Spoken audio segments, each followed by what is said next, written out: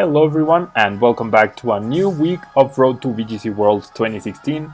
Now this week I'm going to be reviewing replays of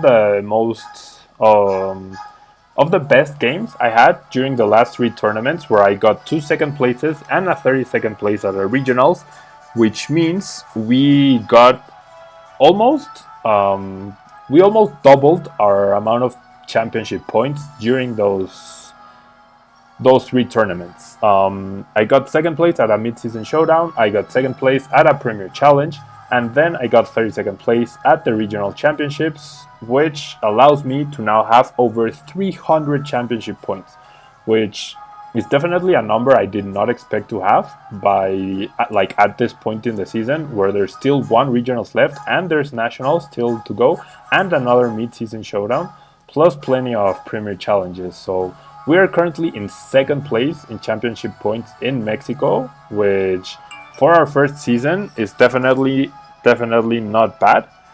And yeah, so yesterday in the Spanish video we reviewed the first 2 games of the final of the Premier Challenge, and this is the 3rd and last game. Now I just told you I got 2nd place, so you know I'm going to lose the battle, but guys, seriously, the amount of hacks and luck that happens during this game, like in my favor, is simply astonishing. So really watch out for everything that's about to happen, because I was in complete and utter shock as to everything that went down during these games. So my opponent leads Primal Kyogre and Talonflame. I lead Xerneas and Thundurus. So there's definitely some mind games going on here. He knows I'm a physical Thundurus. I know he has Tailwind and Brave Bird and his Life Orb. I know he has Water Spout. So I honestly don't remember what I did in this turn, but I guess we're about to find out. He goes for a Protect onto the Kyogre, presumably, and goes for a Tailwind, yep. So that makes a lot of sense, and I'm going to guess, yeah, I went for the Wild Charge, and I went for the Moonblast onto the Talonflame. So now he has a completely 100% free Brave Bird and full power Water Spout. So I switch out my Thundurus because I realize I really need Thundurus as a response to his Kyogre and his Ferrothorn. I bring in my own Kyogre to resist the Water Spout, but I really don't think Xerneas is going to survive this turn. He goes for the Brave Bird onto the Xerneas, I'm guessing. Yep, he goes for Brave Bird onto the Xerneas. I didn't mind that too much because of the recoil damage, but we're definitely in a terrible position here, because Talonflame still has another free attack left, and my Xerneas did pretty much absolutely nothing. If I'd gone for a Geomancy on that turn 1, everything would have been completely different, but alas, we didn't. So I bring in Salamence to intimidate the Talonflame in order to try and reduce the damage from its Brave Bird, and I'm hoping he doesn't Ice Beam because my Protect is very obvious. I think that's what I went for here. Nope, he just goes right out into the Ice Beam.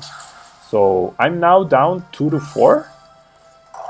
And I see absolutely no way we are getting back into this game. I mean, he has Ferrothorn still, he has Talonflame, he probably has Salamence in the back. My Origin Pulse doesn't do too much damage, and Ferrothorn has Leftovers. And my Thundurus doesn't even have Protect, so he still has a turn of Tailwind left. He switches out the Furrow expecting the probable what's it called? The probable superpower onto that slot, but I actually realized that hacks is the only way I'm going to win this battle. So I go for the Thunder Wave to slow down the Kyogre, but hoping for the full paralysis, and I do get it. So Tailwind is done for, which is, I guess, good. But Talonflame is definitely still an issue. So he sets up another Tailwind. Not great, but his Kyogre is paralyzed, so he won't get the benefit from that.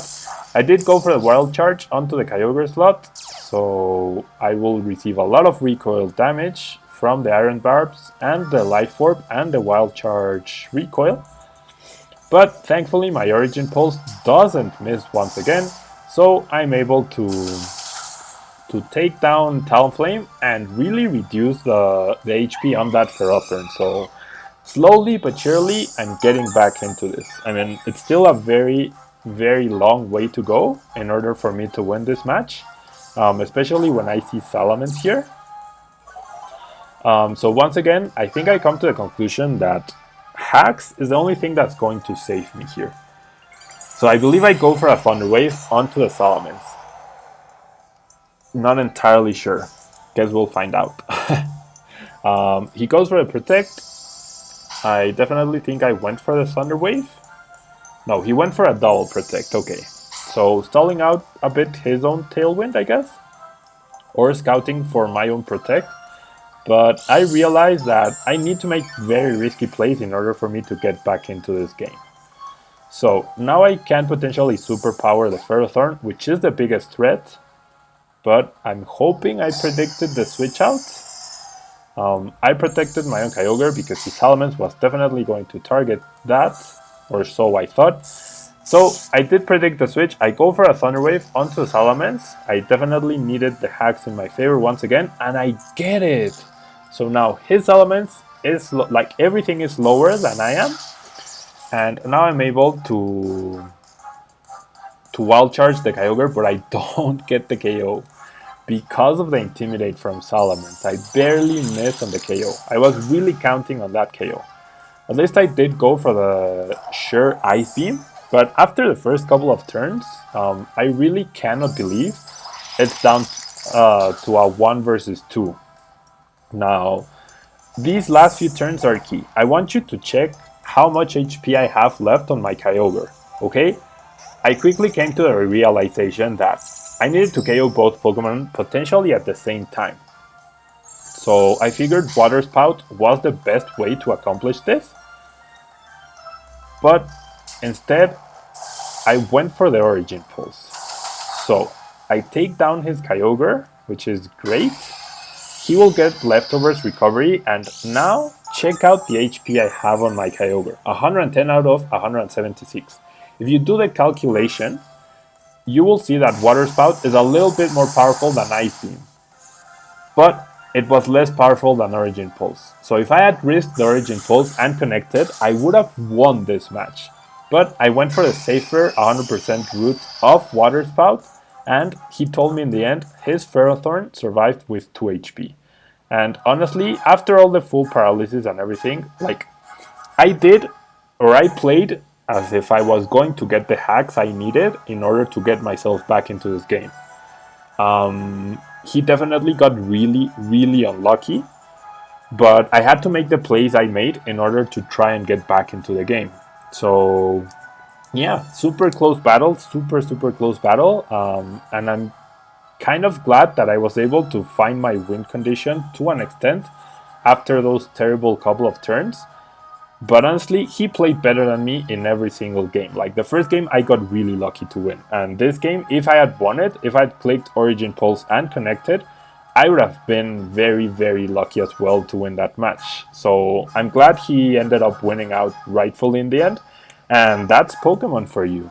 So that's the only video for today, guys. Thank you very much for watching. If you want to see the previous two games, you can watch them on my channel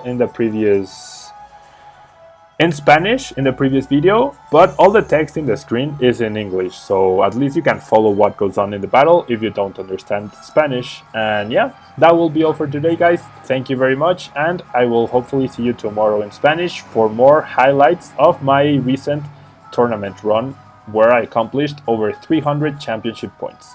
Thank you guys, and bye-bye.